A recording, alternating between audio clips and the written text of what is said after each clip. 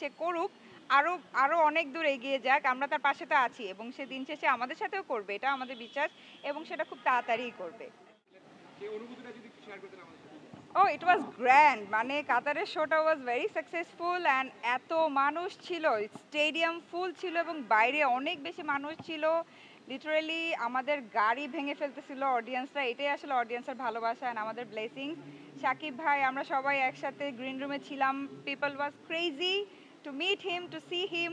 তারপর সে যখন স্টেজে আসলো সবাই দুপুর দুই আমার মনে আছে 6টা থেকে আমাদের প্রোগ্রাম শুরু হওয়ার কথা, বাট দুপুর 2টা থেকে পাবলিক এসে বসেছিল অ্যান্ড সবাই কিং খানকে দেখতে পেরে সবাই আমাদের সবার সাথে দেখা হয়েছে এবং কিং খানকে দেখতে পেরে কাতারবাসী ওয়াজ ভেরি হ্যাপি এবং পুরো স্টেডিয়াম কানায় কানায় আহ, ভরা ছিল।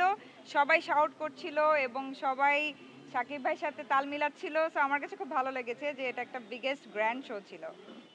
ওই এই মুহূর্তের অনুভূতিটা বলবেন। আপনাদের সবাইকে ট্রিট দিতে নিয়ে চলে যাব একদম যেখানে আপনারা চান। এটা আসলে আমার মনে হয় প্রত্যেকটা নায়িকারই কোশ্চেন যে আসলে কবে দেখবে। হোপফুলি খুব তাড়াতাড়ি দেখা যাবে। আগে সাকিব ভাই বিশ্ব জয় করছে, জয় করুক। তারপরে তো আমরা ঘরের আর্টিস্ট, আমরা তো আছি, আমাদের রেখে আর কই যাবে। তো ইনশাল্লাহ আমাদের সাথেও খুব তাড়াতাড়ি সাকিব ভাইয়ের সাথে দেখা হবে এবং কাজ হবে। এবং আপনার কোন গল্পে কেমন টাইপের গল্প হবে মানে এরকম জানতে চাই। আসলে সামথিং নিউ সবাই করতে চায়, নতুন কিছু যেটা আগে করেনি এবং এই একই ঘরানা থেকে বের হয়ে আমি চাই যে নতুন কিছু হোক। যেমন সাকিব ভাই তুফান এই টাইপের, কেজিএফ টাইপের কিছু, ধামাকা টাইপের কিছু কাজ হলে ভালো হবে। এবং সাকিব ভাই করছে, আমরা সবাই তার পাশে আছি, অ্যাপ্রিসিয়েট করছি, সে করুক, আরো আরো অনেক দূর এগিয়ে যাক। আমরা তার পাশে তো আছি এবং সে দিন শেষে আমাদের সাথেও করবে। এটা আমাদের বিশ্বাস এবং সেটা খুব তাড়াতাড়িই করবে।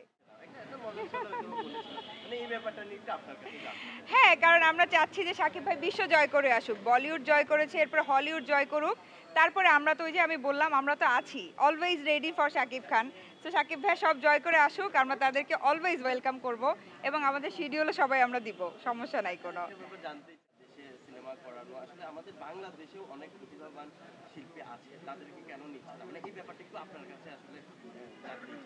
আসলে দেখেন এই বিষয়ে আমি বেশি কিছু বলতে চাই না, আমি খুবই ছোট একজন মানুষ। বাট আমার কাছে মনে হয় যে এক এক সময় এক একটা ট্রেন্ড থাকে। সো এখন এই ট্রেন্ডটা চলছে, চলুক না, এরপরে আবার ট্রেন্ড চেঞ্জ হবে। সো যে কোনো কিছুই এখন যেমন ভাইরাল ট্রেন্ড চলছে, তো এরকম এক একটা ট্রেন্ড থাকে, এটা আবার চলেও যায়। সো দিন শেষে আমরা কি করি, আমরা বাসা থেকে বের হয়ে যত জায়গায় যাই, দিন শেষে তো আমরা ঘরে ফিরি। সো একটা সময় সবাই দিন শেষে ঘরে ফিরবে। তো সবাই সবার মতো, সবার ডানা আছে, সবাই উড়ুক এবং পজিটিভ ওয়েতে আমি সবার জন্যই চাই যে সবাই ভালোভাবে কাজ করুক, সুন্দরভাবে কাজ করুক এবং ট্রেন্ড শেষ হয়ে গেলে আবার নতুন ট্রেন্ডও তো আসতে পারে। যে দেখা গেল যে সাকিব ভাই তার ঘরের আর্টিস্ট ছাড়া বা তার ইন্ডাস্ট্রির আর্টিস্ট ছাড়া আর অন্য কারোর সাথে কাজ করছে না, এরকমও তো হতে পারে। বর্তমানে আমার সামনে ঈদের কাজগুলো নিয়ে আমার নাটক, পুরাটাই ব্যস্ততা আমার নাটক নিয়ে এবং অলরেডি ঈদের নাটকের কাজ শুরু করে দিয়েছি এবং সামনে মালয়েশিয়া যাব নাটকের কাজে শুটিং করতে, আমি আর মোশাররফ করিম। সো অনেকগুলো কাজ হোপফুলি এবার ঈদেও আসবে। গতবার তো 11টা এসেছিল, এবার আশা করছি তার আরও বেশি বেশি আসবে। তো আপনারা সবাই পাশে থাকবেন, ইনশাল্লাহ অনেকগুলো কাজ আসবে। রহস্যটা কি এখন দিন দিন আরো হ্যাঁ, আমাদেরকে সুন্দর আসলে থাকতেই হবে, সুন্দর না থাকলে আমাদেরকে হবে না। আমাদের কাজটাই হচ্ছে সুন্দর থাকতে হবে, স্ক্রিনে সুন্দর লাগতে হবে। আদারওয়াইজ এত মানে কি বলবো, এত সুন্দরের কম্পিটিশন, এখানে টিকে থাকতে হলে অবশ্যই সুন্দর থাকতে হবে।